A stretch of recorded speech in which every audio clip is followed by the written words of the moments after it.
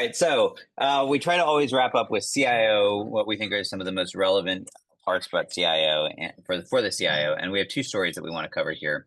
The first is actually an AI industry piece of news, but I think it's going to be massively impactful for enterprises. And that is that Anthropic, some time ago, I guess it was like last September, I think, released what is being called MCP, the Model Context Protocol.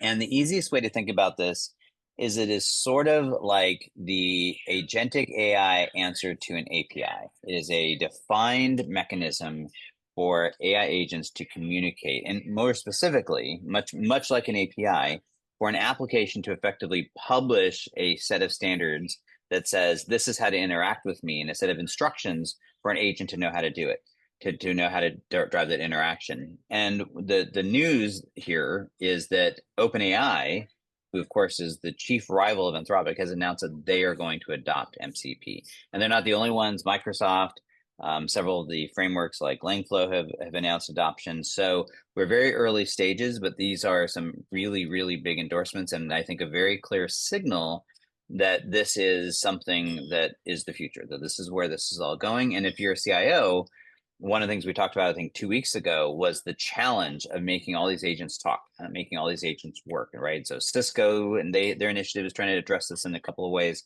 but this is a very pragmatic approach. And if this can become an open standard, it's, I think, going to just open the floodgates of really solving some of those issues. So to me, this was a huge, huge announcement, and something that if you're a CIO should absolutely be on radar, that every company you're talking to should be looking at MCP. Yeah, totally agree. At this point, if you want your data to be showing up well in generative AI, you should definitely be using MCP. I think that's what the OpenAI agreement basically said. I agree. There's no other way to get around that. But I also think that it's interesting that OpenAI decided they looked at this problem, which is a big problem in generative and agentic AI, and decided, I don't think we can build a better solution. It is better for us to go with what Anthropic did. Well, and it speaks to no different than with APIs, right? It speaks to the fact that at the end of the day, it doesn't having a proprietary means of connecting to everything else. Yeah, if you can win the battle somehow where you're the only one, then sure, that locks you in. But even for someone like OpenAI, and to their credit, they saw this.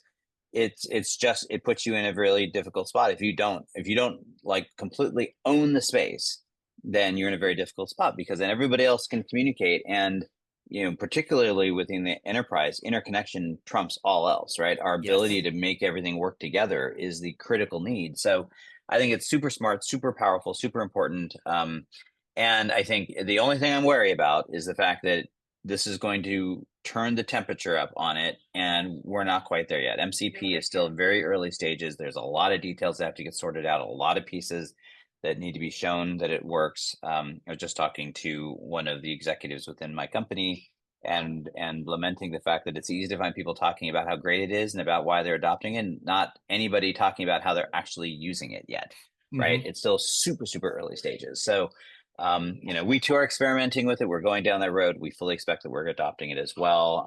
So definitely a sign that I think everyone should be looking at it.